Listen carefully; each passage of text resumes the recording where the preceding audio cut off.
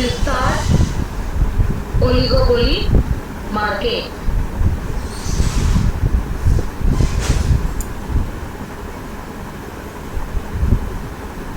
Oligopoly refers to a form of market where there are few firms and they sell homogeneous products. It is a market structure with a small number of firms, none of which can keep the other from having significant influence. The concentration ratio measures the market share of the largest firm. Types of oligopoly. Pure or perfect oligopoly. This occurs when the product is homogeneous in nature. For example, aluminum industry. Differentiated or imperfect oligopoly. This occurs when product differentiation exists. For example, talcum powder industry. Collusive oligopoly. This occurs when few firms come to an understanding with respect to the price and output of the products. Competitive oligopoly. This occurs when there is a lack of understanding between the firms and they invariably compete with each other.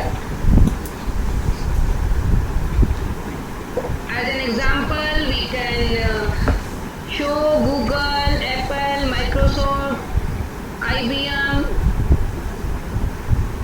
Today there are some mobile softwares.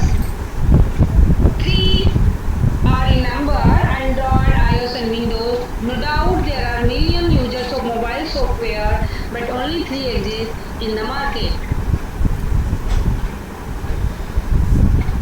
Now we will see various characteristics of oligopoly market. In oligopoly market, firm sells identical or differentiated products. Entry and exit barriers. Non-price competition is common. There is imperfect competition. Few major sellers are there. And interdependence among the sellers. Rival aware what others are doing. Now we will discuss the various models of oligopoly. The models of oligopoly discussed here are King demand curve model, the Carnot model, first mover advantage, the Stackelberg model, price competition with homogeneous, the Bertrand model, and the last competition versus collusion, the Fleissner's dilemma. King demand curve model. This model of oligopoly was introduced by Paul M. Citi in 1939. The model suggests that prices are rigid and that firms will face different effects for both increasing price or decreasing price. The king in the demand curve occurs because rival firms will behave differently to price cuts and price increases. The model of king demand curve has been severely criticized as it does not explain the price and output determination in an oligopolistic market, but only explain the stickiness of price in an oligopolistic market. See here, only firms with different cost structure, there are different MC curve and they just increases or decreases according to the rise in the prices, and this explains on the only the phenomenon of rigid prices. Now the Carnot model. In 1938, French economist Augustin Carnot developed this model. There are two firms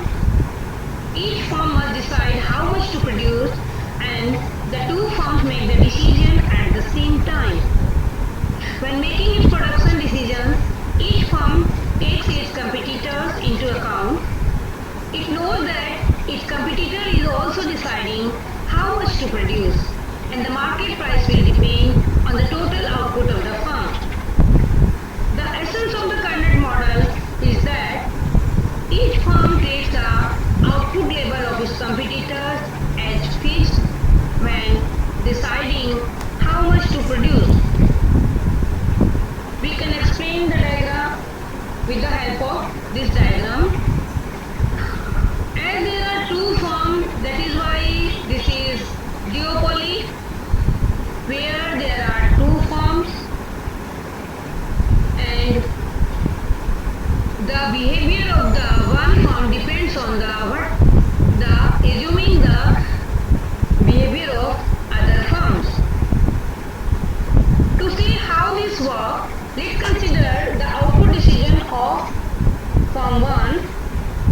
Suppose firm 1 thinks that firm 2 will produce nothing.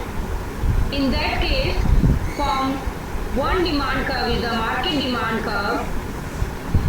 In the above figure, the market demand curve, this is the market demand curve, assuming that the firm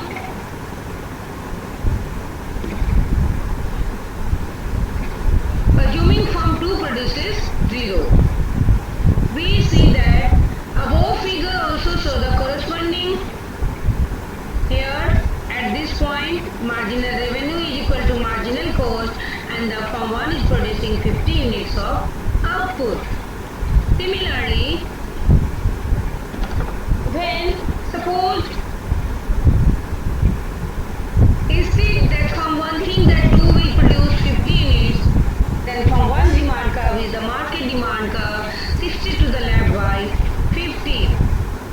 Here this demand curve shifted by 50, and as a result the equilibrium condition occurs here and the firm produces 25 units of output.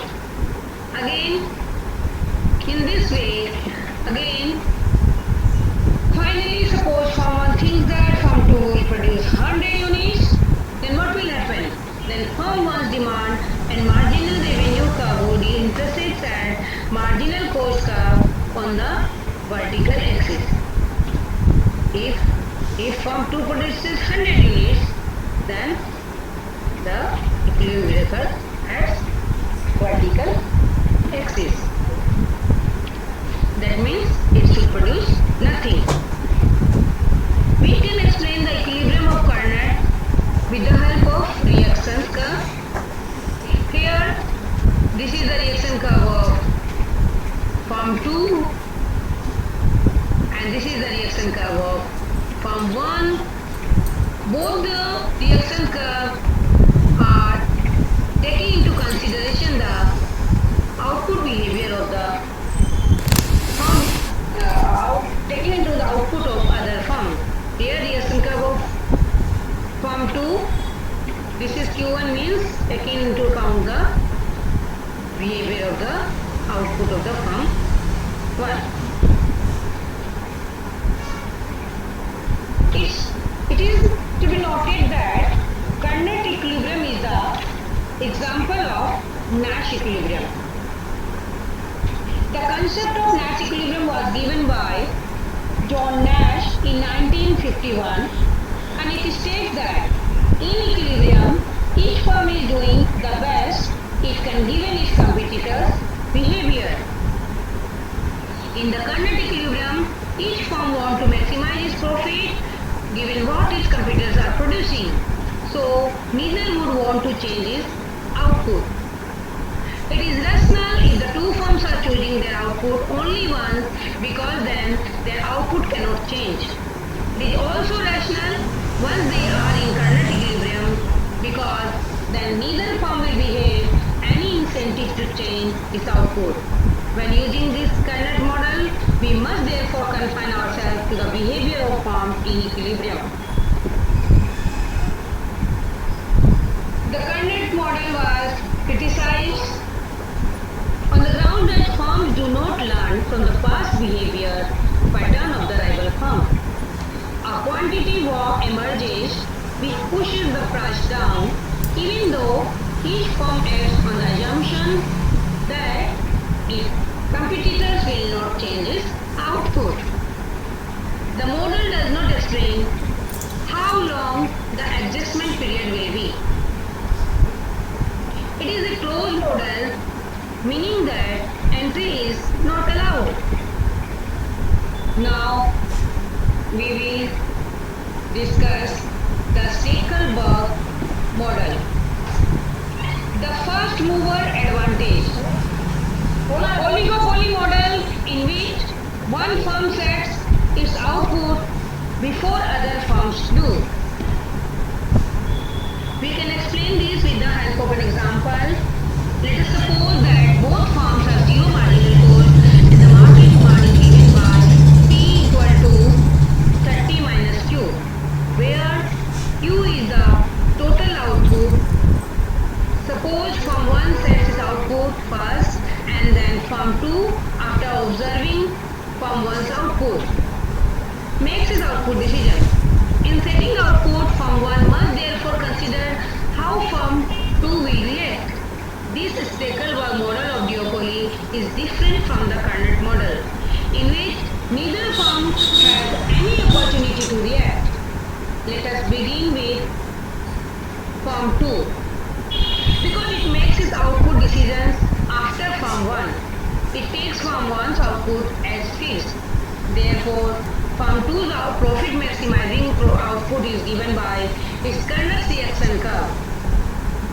When we calculate this P equal to 30 minus Q1 and we get the reaction curve and found that the output of firm 2, which is equal to 15 minus half output of firm 1. To maximize profit, it chooses Q1 so that its marginal revenue equals its marginal cost of 0. Recall that firm 1's revenue is here. Firm's 1 revenue is represented by R1, which is equal to P into Q1, price into the quantity of firm 1, which is equal to 30 Q1 minus Q1 square minus Q1 into Q2. Because R1 depends on Q2, firm 1 must anticipate how much firm 2 will produce. Firm 1 knows, however, that firm 2 will choose Q2 according to the reaction curve. Substituting equation, we find that firm 1's revenue is R1, which is equal to 30 Q1 minus Q1 square minus Q1. Now here we are substituting the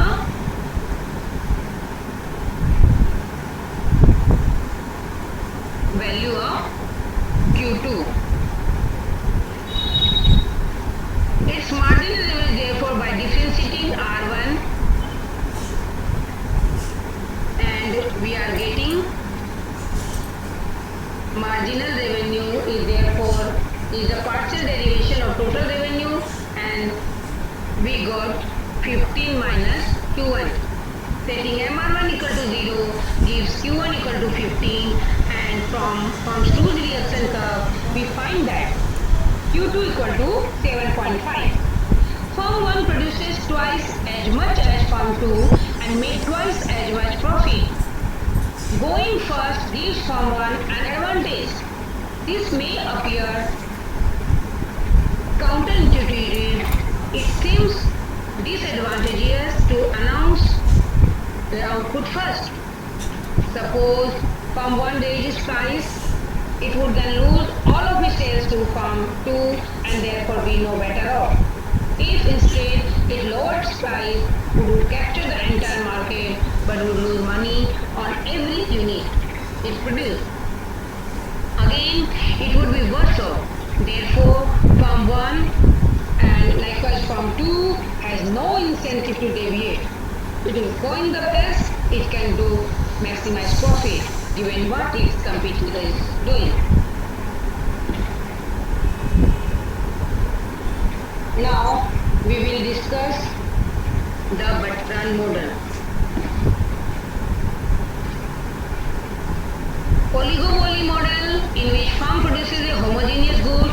Each firm trades the price of its competitors' goods, and all firms decide simultaneously what price to charge.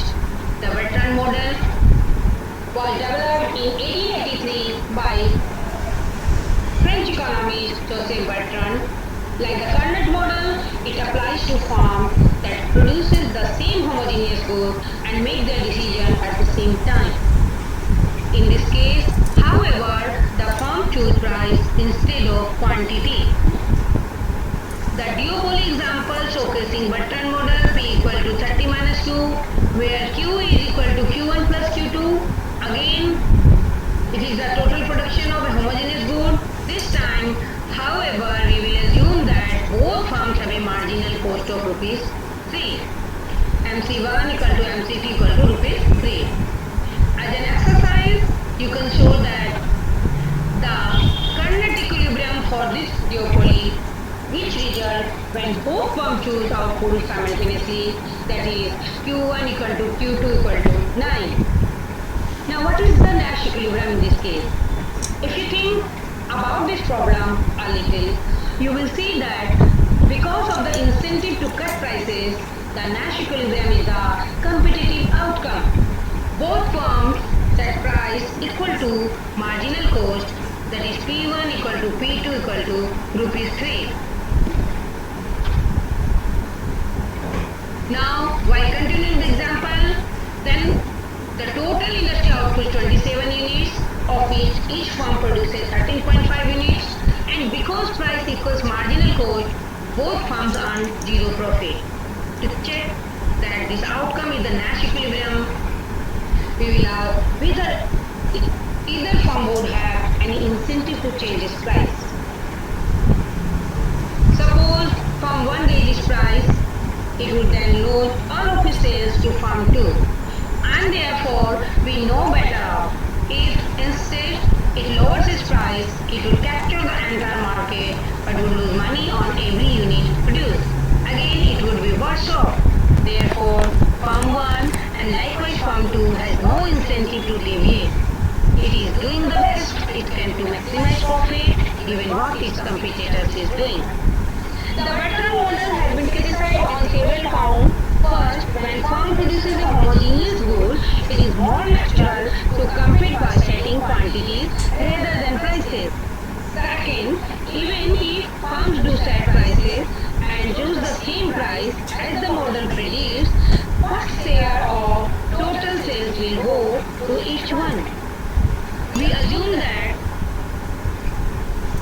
sales would be divided equally among the firms. But there is no reason why this must be the case. Despite these shortcomings, the Bertrand model is useful because it shows how the equilibrium outcome in an economy can depend crucially on the firm's choice of strategic variable. Price competition with differentiated products. Oligopolistic markets often have at least some degree of product differentiation. Market share are determined not just by prices but also by differences in the design, performance and durability of each firm's product. In such cases, it is natural for firms to compete by choosing prices rather than quantities. To see how price competition with differentiated products can work, let's go through the following simple example. Suppose each of two duopolies has fixed cost of rupees 20 but zero variable cost, and that they face the same demand curve. Firms 1 demand Q1 equal to 12 minus 2 P1 plus P2. Firms 2 demand Q2 equal to 12 minus 2 P2 plus P1. Where P1 and P2 are the prices that firms 1 and 2 charge respectively. And Q1 and Q2 are the resulting quantities that they sell. Note that quantities that each firm can sell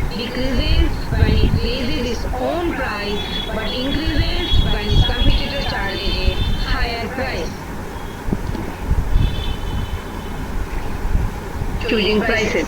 We will assume that both firms set their prices at the same time and that each firm takes its competitor's price as fixed. We can therefore use the Nash equilibrium concept to determine the resulting prices. Let's begin with firm 1. Its profit pi 1 is its revenue P1 Q1 less its fixed cost of rupees 20.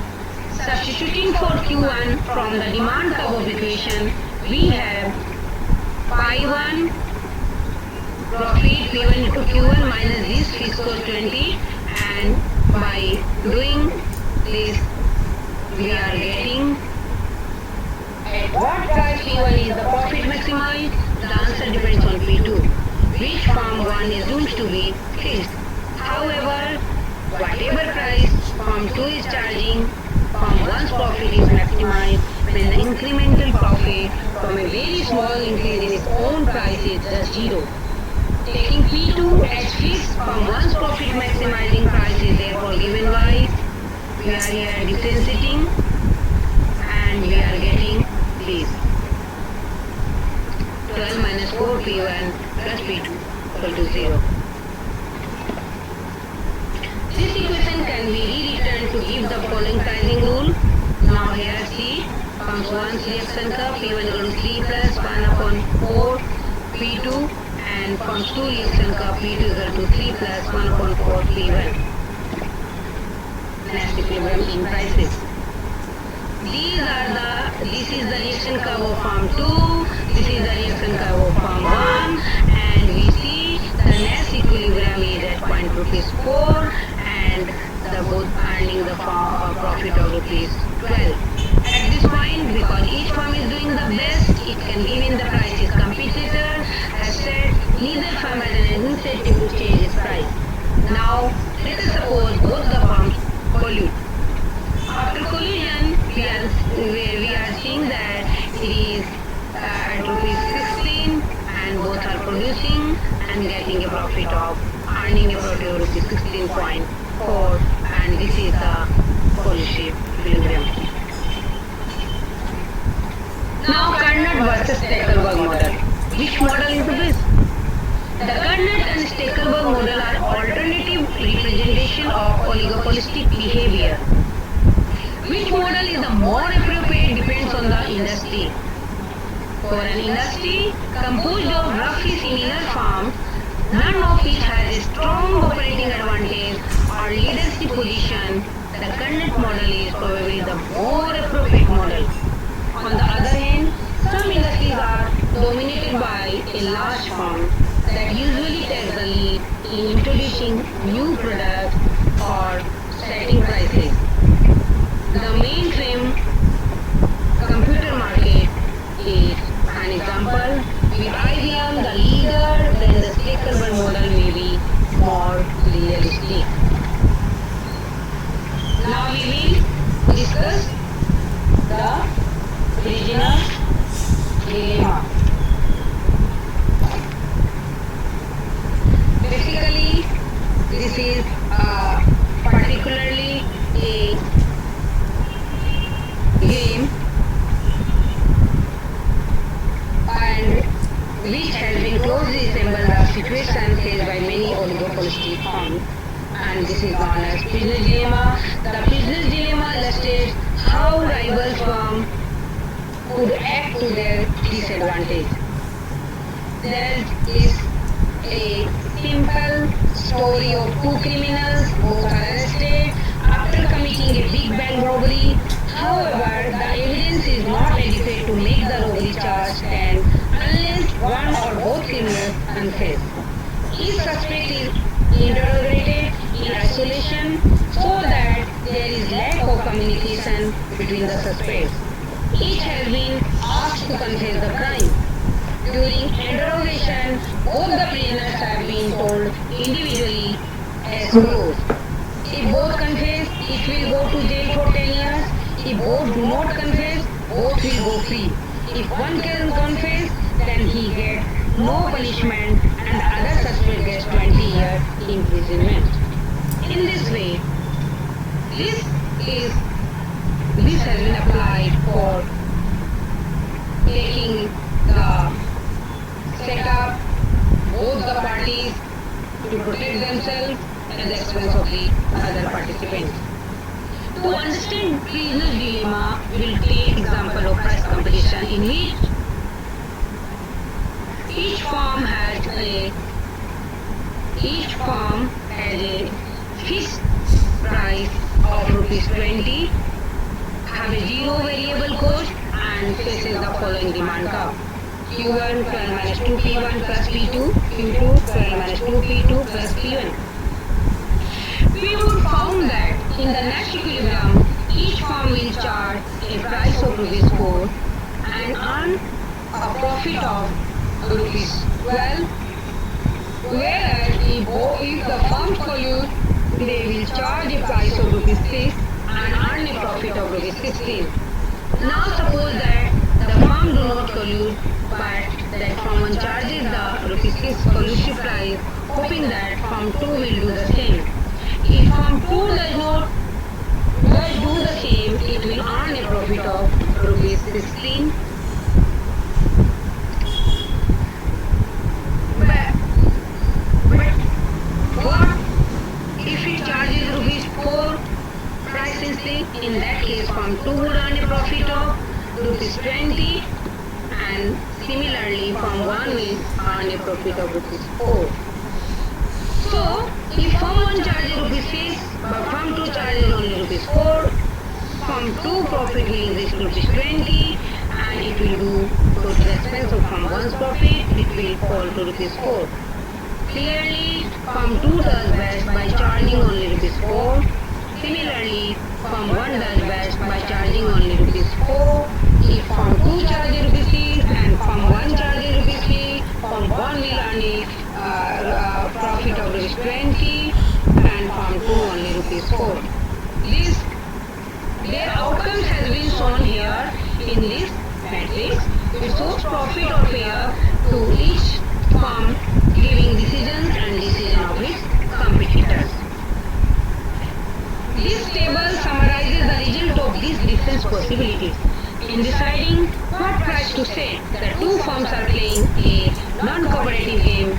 Each firm independently does the best can, taking its competitors into account, and this table is called the payoff matrix for this game because it shows the profit to each firm given the decision and the decision of its competitor. Now we will conclude. Oligopoly is a form of market where different models coexist, theoretically as well as practically. Studying of these different models and analyzing competitors' mindset could help to be one of the few forms of this market. Now we will do assignments of this topic, and all the students are requested to check their Google class for this assignment, and where the link of the Google form has been posted, and you will get various MCQ test questions and complete it before 12th June. Thank you.